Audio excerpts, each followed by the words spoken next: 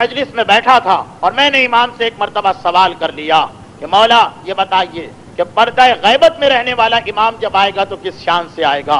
मुफज्जल के इस सवाल के जवाब में छठे इमाम ने एक जवाब दिया जो तकरीबन 12 या 14 सफ़ात पर मुश्तमिल है। इंतहाई तूलानी रिवायत है जिसके मुख्तलिफ अज्जा उलमा ज़ुहूर की अलामतों को बयान करते हुए पढ़ते हैं, मगर उसमें का सिर्फ एक फ़िक्रा इस वक्त मुझे बयान करना कि शान बताई गई गायब इमाम के जाहिर होने की। तो शान बयान करते हुए एक फिक्रा आया कि जब वो इमाम जाहिर होंगे, खाने खुदा की दीवार से टेक लगा के बैठेंगे, एक हाथ में अलम इस्लाम होगा, एक हाथ में जुल्फ़िकार हैदर होगी, जिब्राइल का पैगाम सारी कायनात तक पहुंचने वाला होगा।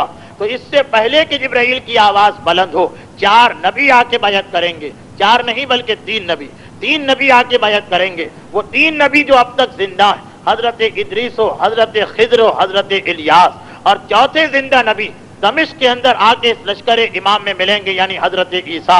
और इसके बाद मलाइका मुकर्रबीन, वो चारों फरिश्ते, जिब्राईल हो, इसराफील हो, इज़राईल हो, मीकाईल, ये चारों फरिश्ते आके बैत करेंगे। और इसके बाद 27 ऐसे आदमी आएंगे जो माक़बल की उम्मतों के हैं, जिसमें इमाम ने तस्किरा किया 15 आदमी मूसा की कौम के, वो जो मूसा के दुनिया से जाने के बाद भी एक लम्हे के लिए अपने मौक़िफ़ से न हटे और मूसा के खलीफा और वसी को माना, यूशा इब्ने नून को।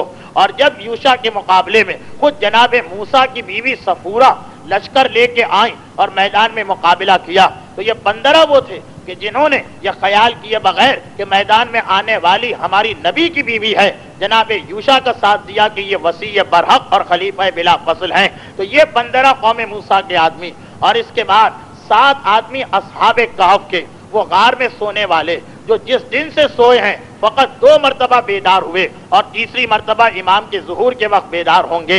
एक तो 300 साल के बाद जब आंख खुली और शहर में खाना लेने गए तो पता चला कि 300 साल गुजर गए, घबरा के वापस आए और खुदा ने सुला दिया। दूसरा उस वक्त कि जब किसी साहिल ने आकर सवाल किया था कि अल्लाह के रसूल आपके बाद आपका वसी कौन है, सवाल मदीने में हुआ, पैगंबर ने जवाब दिया कि मेरे बाद मेरा वसी वो है कि जिसे असहाबे कहफ उठ के सलाम करें। उसने कहा मैं नहीं समझा।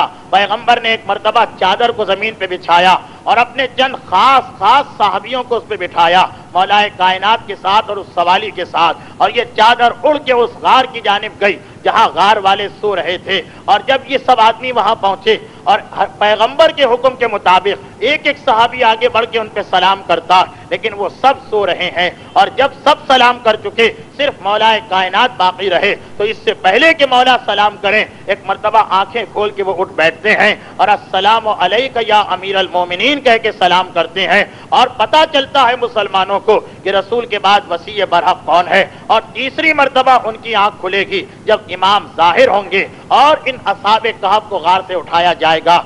इसके बाद छठे इमाम ने कहा कि ये तो वो लोग हैं मूसा की कौम के आदमी और ये गार में सोने वाले। इसके बाद और किन लोगों का तस्किरा किया, इमाम ने कहा कि इन 22 आदमियों के बाद ये जो 22 आदमी, 15 मूसा वाले, 7 असहाबे कहफ, इनके बाद पैगंबर के कुछ सहाबी आएंगे। और वो कौन है, कहा इमाम ने कहा उसमें सलमान है, उसमें अबू जर है, उसमें मिक़दाद है, उसमें अम्मारे यासिर है और उसमें अबू दुजाना अंसारी है। फकत 5 सहाबी, पैगंबर के 5 सहाबी उस पहले गुरोह में शामिल हैं जो जमाने के इमाम का साथ देगा। और उसमें सलमान हो, मिक़दाद हो, अबू जर हो, अम्मार के साथ अबू दुजाना का नाम लिया गया है। तो अबू दुजाना की अहमियत इस एक बात से जाहिर हो सकती है कि उन 27 आदमियों में से एक हैं कि जो पहली आवाज से दुनिया वालों के कान तक जिब्राइल की आवाज पहुंचने से पहले जमाने के इमाम की बैत करेंगे। और उन 5 सहाबियों में से एक हैं जिन्हें सबसे पहले जमाने के इमाम की सोबत में हाजिर होने का शरफ मिलेगा।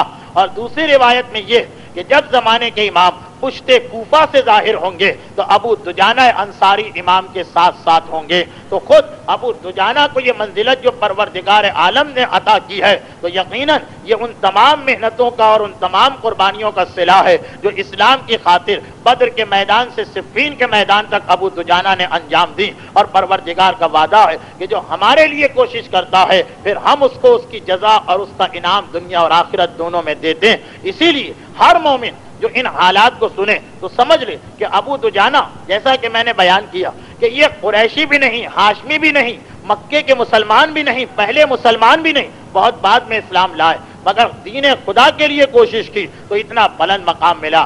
آج ہم بھی اگر دین خدا کے لیے کوشش کریں تو ہمیں بھی پروردگار عالم ظالم نہیں کہ بغیر اجر کے واپس کرے، وہ ہمیں بھی اجر دے گا۔